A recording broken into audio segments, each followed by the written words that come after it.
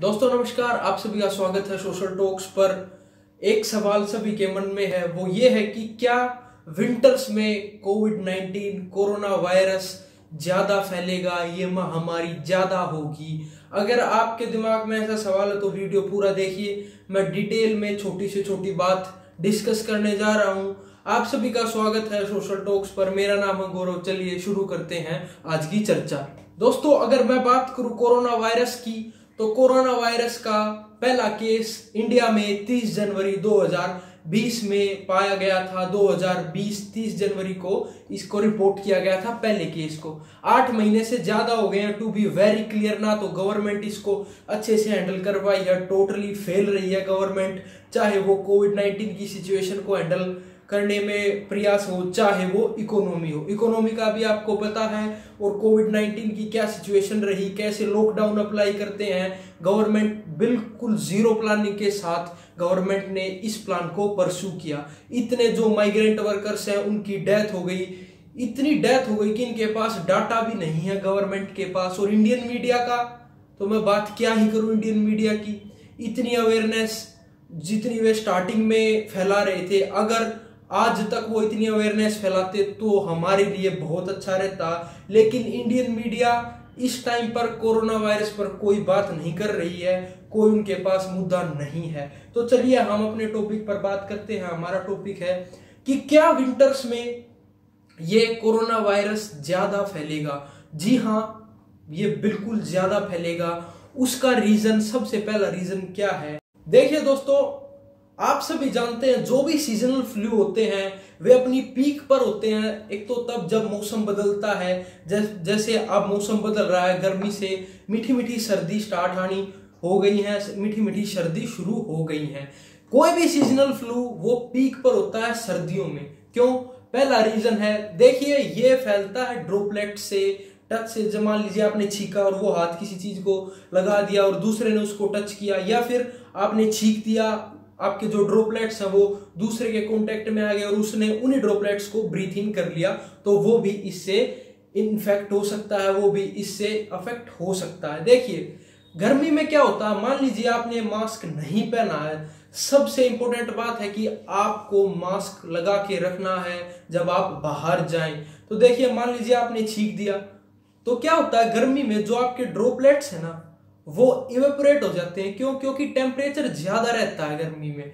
तो temperature high रहने के कारण वे ड्रॉपलेट्स जमीन पर या एयर में मिक्स नहीं हो पाते, वो साथ ही साथ इवेपोरेट हो जाते हैं, हवा में भाप बन जाते हैं वो ड्रॉपलेट्स। लेकिन सर्दियों में क्या होता है? सर्दियों में ऐसा नहीं है। सर्दियों में टेम्परेचर डाउन हो जाता है, टेम्परेचर कम हो जाता है, जिसके कारण ये ड्रॉपलेट्स इवेपोरेट नहीं हो पाते और ये एयर में मिक्स हो जाते हैं, हवा में मिक्स हो जाते हैं।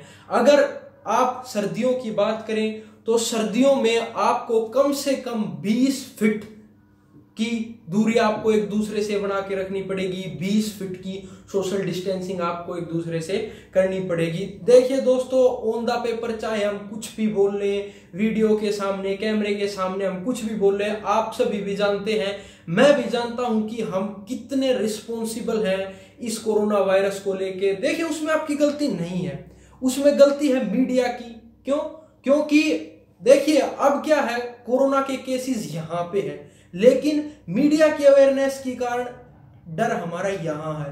पहले सिनेरियो उल्टा था, अवेयरनेस यहां थी, केसेस यहां थे। तो आप ऐसा ना करें, मास्क जरूर से जरूर लगाएं। जब भी आप बाहर जाएं आप इस बीमारी से बच सकते हैं। देखिए दूसरा रीजन बहुत जरूरी है। दूसरा रीजन है सर्दियों में धुंध के कारण, मॉनसून के कारण बारिश भी ज्यादा होती है सर्दियों में। तो क्या होता है, जो सन है वो कम दिखाई देता है, सूरज कम दिखाई देता है, जिसकी वजह से हमारी बॉडी में विटामिन डी की कमी होगी। विटामिन डी की अगर कमी होगी तो हमारी इम्यूनिटी भी डिक्रीज होगी, और अगर इम्यूनिटी डिक्रीज होगी तो पूरी कंट्री का रिकवरी रेट जो है वो इतना अच्छा नहीं होगा, डेथ ज्यादा होंगी। और WHO का भी ये मानना है कि सर्दियों में ये वायरस पीक शो करेगा।